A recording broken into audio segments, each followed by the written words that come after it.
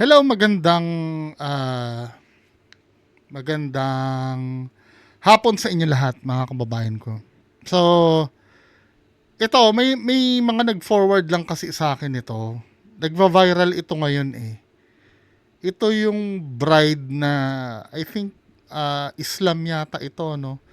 Then bakla yung isa, yung same silang lalaki. Ito yung video, no. Ah,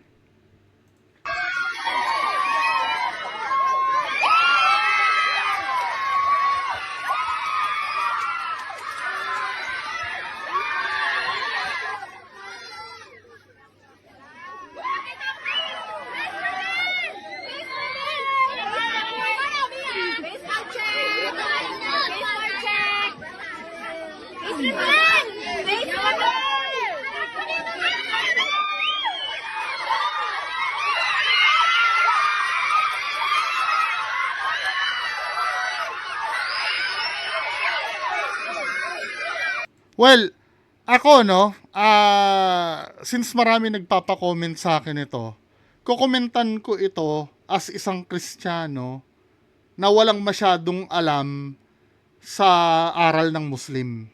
Ha? Wala akong masyadong alam sa aral ng Muslim. Pero sinearch ko na ang gay marriage sa inyo, mga kapatid ko Muslim, ay haram. Ang ibig sabihin ba ng haram is forbidden? Pinagbabawal, di ba? Tama ba ako? Kasi may mga nare-research ako sa, I think, Iraq ba yun o Iran? Alam ko, death penalty ang parusa sa ganyan eh. Sa pagkakaalam ko ha, correct me if I'm wrong, wala kasi akong masyadong alam. Pinapareact lang kasi sa akin to eh. Kaya re-reactan ko ito bilang ah, isang hindi Muslim at hindi masyadong alam ang ngayon ba pinapayagan na ba sa inyo yan? Obviously may pumayag eh. Pero meron ditong pahayag yung yung quote unquote bride. So ito yung bride oh, si ate. Ayan oh, ito Muslim siguro itong nag-post. Ang asalam ano to? Assalamu alaikum mga kabangsamoro. Ang kasalanan na ito ay kasal ng lalaki sa lalaki dahil ang bride pala ay lalaki. Lalaki din. Na bakla ito ay nangyari o naganap sa Sultan Kudarat Province. Muslim ang groom, ang bride ay Christian. Christian. Insulto ito sa mga Muslim lalo na sa relihiyon ng Islam. Christian pala ito, tong di umano'y bride, no? O ito yung pahayag niya, ano? Alam niya po, sinabi ko po sa kanya na bakla ako. Ang sabi niya lang po sa akin, wala po daw siyang pakialam kung ano po ako. Ibig sabihin, tanggap ka niya. Opo. Ang mga ilang buwan na kayo bago niya nalaman? 2 months pa lang po kami nung Nalaman niya? nakatira po kami sa bahay ni Papa. Na hawakan niya, ganun? Hindi Isang po, gabi? sinabi ko po sa kanya. Sinabi mo sa kanya na Nahawakan niya. Ano yun agad hahawakan? Hindi, wait lang. Curious lang ako, no, sa mga kapatid nating Muslim. Sa Kristiyano, no, bagamat bawal. Sorry mga kapatid nating Kristiyano, ha. Alam natin bagamat bawal, pero uso ang, 'di ba, premarital sex sa Kristiyano. Tama ba ako? Oo, huwag na tayo magplastikan. Bagamat bawal sa Biblia, di ba? Uso sa atin yung premarital. Sa mga Muslim ba, ganun din? Pwede ba sa Muslim yun? Yung premarital sex? O kailangan pakasalan mo muna? Kasi ang isa sa mga ina-idolize ko sa mga kapatid nating Muslim, talagang kung ano yung bawal sa kanila, talagang stricto yung mga yan eh. Believe ako dyan. There was a time nung nahiram ako sa SM North EDSA. Tapos break time ko, no. Nung hindi pa nung magka-connect pa ang Trinoma at SM North EDSA nun, pagtatawid ako ng Trinoma, alam niyo yung parang footbridge doon?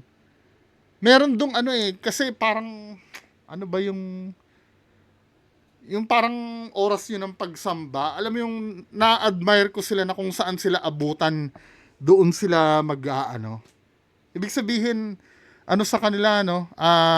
Sagrado sa kanila yung mga ganun, ano? Kaya, matanong ko lang, hindi naman po sa pambabastos, may nangyayari din bang premarital sex sa inyo? Natanong ko kasi medyo natawa kasi ako dito sa tanong ni Kuya na nag-interview dito sa bride na nakapa daw ba? Ibig sabihin, magkatabi na silang matulog. That time, pwede ba yon? Lalo na't hindi pa kayo mag-asawa?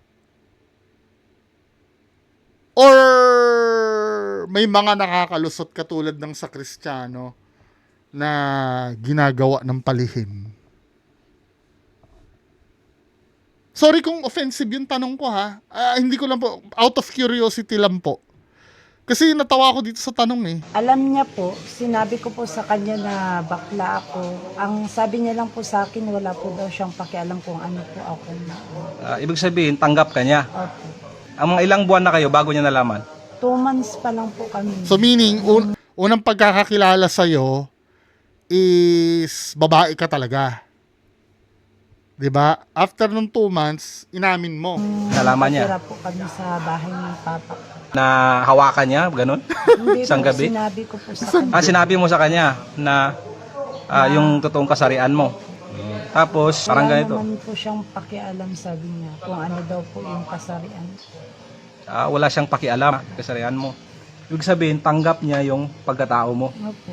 Ang hindi lang po nakakaalam po kasi yung magulang niya at saka yung mga papa niya. Yun. Linawin natin yan. Medyo lakasan mo. Ang hindi lang nakakaalam ang Magulang niya po. hindi alam ng magulang nung lalaki. Opo. Ang nakakaalam lang yung lalaki. Opo. Nalaman lang nung mismong kasal. So, pero ano lang for the record according lang yan sa'yo. Sa story mo lang yan, sa side mo lang yan. Hindi ko lang alam kung ano naman yun sa side nung lalaki kasi hindi ko naman nakausap eh. According sa'yo, alam niya. Opo. Alam niya. Umuwi ka dun sa bahay ng lalaki bago kayo ikasal? Ay, hindi po. So, paano kayo ikinasal? Ganito po kasi yan. Pumunta po yung lalaki doon po sa bahay. Tapos, ang sabi niya po, sabay daw po kami uwi dito sa Malisco. Ayun po yung totoo. Sabay kayo. Dalawa kayo Opo, nagsabay pumunta dalawa. ng Malisbong. Opo. Hindi po kasi na, hindi kami sabay mag-uwi. So, pagdating nyo sa bahay mismo ng lalaki, doon kayo nagpunta. Opo, sa bahay po ng mama niya po. Kailan yon? Nung 12 po, nung... May 12. Opo, May 12. Umaga, gabi. Pagdating nyo doon. Anong umaga po. umaga pagdating nyo doon? Ngayon, nakita ngayon ng parents ng lalaki. Opo. Nakita. Nakita niya na nagkasama kayo, kaya napagdesisyon na nilang ikasal kayo. Opo. Ganun ba yon? 12, 13, 14, 15, 16, 17. Ibig sabihin, 5 araw ka pang nakatira doon bago kayo kinasal. So, pagkasal sa inyo, nandun ba yung parents mo? Wala. Wala po. So, wala doon yung parents mo. Opo. Hindi rin alam ng parents mo Hindi. na ikakasal ka sana. O sinong kamag-anak Wala po. o mga kapatid. Wala. Ano kasi, sa kasal kasi ng Islam, sagrado kasi yan eh. Oo nga. Dapat kasi, merong merong wali, no? Merong parents dapat or sinong guardian ng babae. Ganun talaga eh. So, yung sa inyo, kinasal na lang kayo na wala yung parents mo. Wala po. Hindi rin sila nagtanong saan yung parents mo. Nagtanong po sila pero wala po din yung magulang. So, despite of that, kinasal pa rin kayo. Opo. O, parang may mali. Oo nga. Doon nagtatapos yung video, no? Oo nga naman, parang viral ngayon. Sa Palembang Sultan Kudarat, i-zoom nga natin para mabasa nyo din mga men. Wait lang ha. Ito, viral ngayon. Sa Palembang Sultan Kudarat, ang isang bakla ikinasal sa lalaki Muslim. Ayon sa ulat, di ano'y dalang lalaki na ang pagpakasal sa nasabing bakla nang hindi nila nalalaman na isa pala itong bakla. Nitong nakaraang araw ay lindol na sa lugar na sasabing medyo malakas na lindol. Ang sabi-sabi sa kanalaman na bakla ito. Nung gabing pagkatapos ng kasal, ang nasabing bakla ay isang dayo o hindi kalugar ng lalaking nagpakasal sa kanya. Kaya't hindi nila agad nung lalaki na ito ay hindi pala babae. Dahil agad niya itong pinakasalan. Allahu Akbar. Astagfirullah. Lesson learned. Bago mo pakasalan ng isang tao ay dapat mong kilala at ang kanyang mga magulang nang hindi kayo parehas magsisi. Huwag magpabulag sa tibok ng damdamin.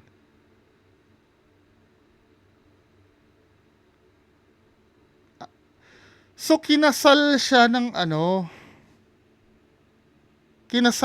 hindi parang lumalabas hindi alam ng lalaki na babae siya, pero sabi ng babae alam niya, sabi ng bakla alam niya daw. 'Di ba? Dahil kung alam nung lalabas na niloko nito ni kuya yung buong pamilya niya. Kasi nalaman lang na lalaki nung after na nung kasal eh. Haram yun, 'di ba, men? Gusto kong mag-comment yung mga kapatid nating Muslim dito, no? Kung ano yung alam ko may parusa to eh. Marlon Breeze alias Sophia inamin na alam ng kanyang ex-boyfriend na siya ay miyembro ng LGBT community. Matatanda ang nitong Sabado, May 16. Kinasal si Marlon alias Sophia sa isang binata na taga Palimbang, Sultan Kudarat. Napaka-impokrito naman kung di mo ito mahalata. 8 months kayo ni minsan di mo mahalata. Okay lang naman kung maganda siya, maputi. Pero first look mo pa lang, mahalata mo na talaga na bakla. Kaya di ako naniniwala na di alam ng lalaki na bakla ang jowa niya. Sorry for my words but real talk lang talaga. Seryoso ba talaga gusto nilang sumikat? Kasi imposibleng hindi alam ng lalaki. Siguro yun ang dinadahilan ng lalaki ngayon, Walang malinaw na na regarding do sa lalaki eh. Ito, last na babasahin natin, Umalab at ikinagulat ng marami ang isang kakaiba at hindi pangkaraniwang pangyayari na nasagap sa bayan ng Malisbong, Sultan Kudarat, kung saan nauwi sa kasal ang isang relasyon, ngunit naging laman agad ng gulo nang matuklasan ang tunay na pagkatao ng ikinasal. Mukhang mayayari kayo dito, men. Ayon sa ulat, nagsimula ang lahat ang isang individual na nagpanggap bilang babae umuwi o pumunta sa tirahan ng isang binatang Muslim sa nasabing lugar sa tradisyon at kaugalian ng mga Magindanawan. Ang ganitong kilos ay itinuturing na malaking bagay sapagkat kapag ang isang babae ay nagpasyang manatili o umuwi sa lalaki, ipinapahiwatig na nito na may naganap na ugnayan sa pagitan nila dahil dito at upang mapangalagaan ang dangal at meaning pwede pala ang premarital sex sa Muslim. Pero kailangan mo siyang panagutan talaga, para mapangalagaan ng dangal at karangalan ng magkabilang pamilya. Napagdesisyon na nilang ituwid ito sa pamamagitan ng kasal. Lubos na naniwala ang pamilya ng binata at ang buong komunidad na ang kanyang pakakasalan ay isang tunay na dalaga. Wala ni isa sa kanila ang nakadiskubre na sa likod ng kanyang pananamit at kilos ay isa pala siyang babae o bakla. Kaya't walang pag-aalinlangan itinuloy ang seremonya at idinaos ang kasal ayon sa batas at paniniwala ng Islam. Ngunit ang akalang masayang simula ay napalitan ng matinding galit at gulo. Sa mismong gabi ng kanilang kasal, doon lamang nalaman ng binata, ano ba talaga, after kasal or mismong kasal? Doon pa lang nalaman ng binata ang masaklap na katotohanan. Lalaki pala ang kanyang napangasawa.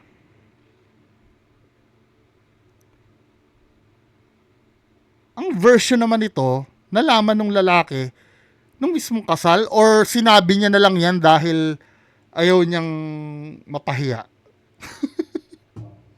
Ang gulo ng istorya, no? Hindi alam kung ano yung totoo.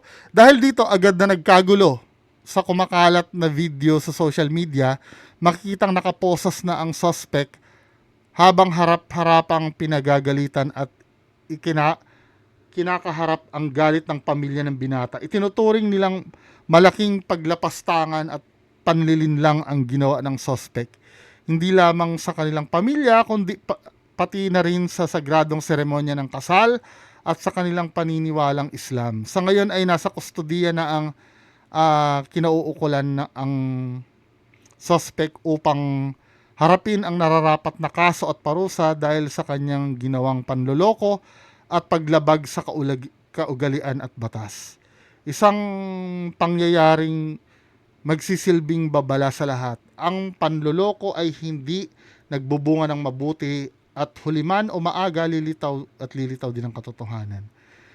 Ang kaso dito siguro offending religious belief ba? Tama ba ako? Yung kaso ni Carlos Celdran, well, hindi ako lawyer ha, pero yung mga nakakaalam ng pwedeng ikaso, paki-comment sa baba. Parang may ano tayo dyan offending religious belief ba? Search nga natin yun. Google tayo, Google. Offending religious feelings pala, sorry. Ito nakalagay dito. In the Philippines, offending religious feelings is a criminal offense under Article 133 of the Revised Penal Code. It penalizes anyone who performs notoriously offensive acts in a place of worship or during a religious ceremony with up to 2 years in prison. Ito nga siguro yung posibilidad na ikaso kay Sa akin naman ganito kasi, 'di ba? Yung love kasi, if ever man na alam nung lalaki, doon tayo sa version ni Bride. Kasi sinabi ni Bride, alam na bakla siya Sa akin naman, if ever na alam ni groom na bakla ka, at nagmamahalan kayo, sa society kasi natin tinatanggap na yan 'Di ba? Hindi na hinuhusgahan yan. Kaya lang, iba kasi yung religion na kinabibilangan nyo. No? At nagkataon yung religion na kinabibilangan nyo ay masyadong stricto pagdating sa ganyan. Hindi siya yung... I'm so sorry mga Christians Hindi katulad sa Kristiyano, di ba, maluwag, no? Yung for example, bawal ang ganito. Parang wala lang ginagawa natin kahit sabihin mo ng bawal di ba?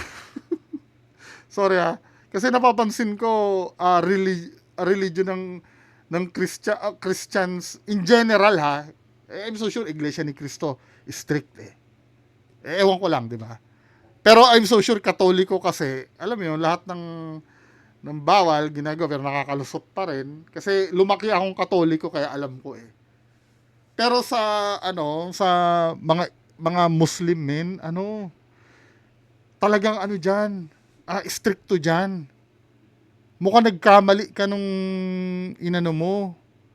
Kasi maaaring tanggap na yan sa society natin ngayon, pero wag mong kalilimutan na meron pa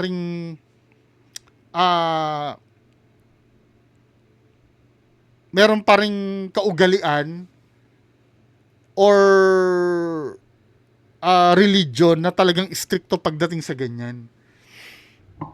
Naalala niyo yung movie na Buzz Lightyear?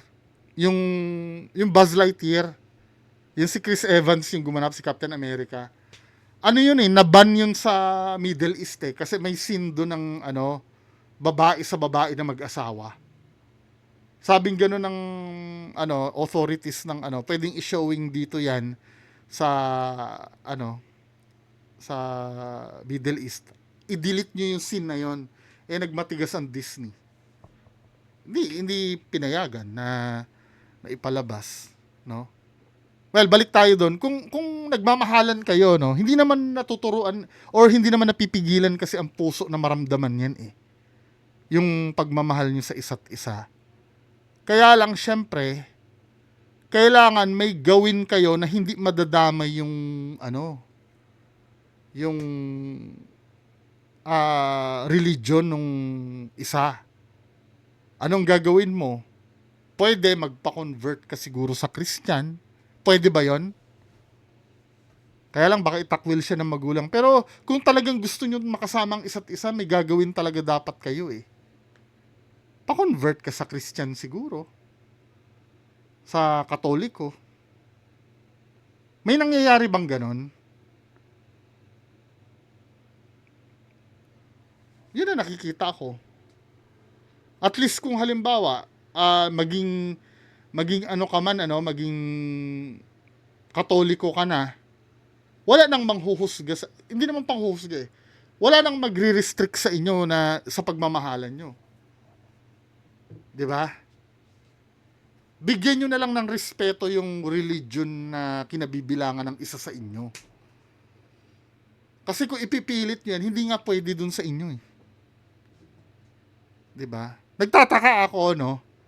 Yung mga issue na ganito na na involve ang LGBTQ na ganyan. Bakit hindi kayang patulan niya ng LGBT community? Sa yung mga Islam. Takot ba kayo? Yan ang napapansin ko eh. Pagdating sa Islam na gumawa ng ganyan, tameme ang LGBT community diyan eh. Hindi nila kaya eh. 'Di ba? Hanggang ngayon wala pang nagsasalita na galing-galingan na na galing-galingan na nagsusulong ng Soji Bill eh. Regarding sa nangyari na yan eh. 'Di ba? Hindi niyo may pagtanggol, 'di ba? Takot kayo sa Muslim eh. Pero subukan yung iba ang magsalita niyan, ay nako. Katakot-takot na pagkundi na ang gagawin niyan. 'Di ba? Yun na lang ang respetuhan na lang siguro ng religion.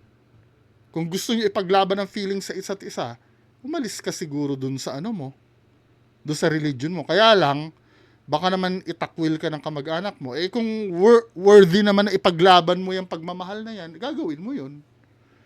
'Di ba? Kaysa naman ilagay mo sa kahihiyan yung pamilya mo, men. 'Di ba?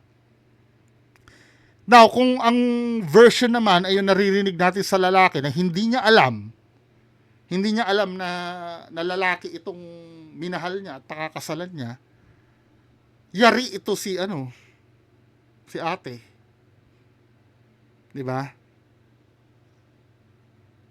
Ewan, kung gusto ko marinig ang opinion nyo yung mga kapatid natin Muslim dyan ha. Comment kayo sa baba. So, yan lang po ng pag-uusapan natin ngayong hapon. Magandang hapon sa inyo lahat. Bye-bye.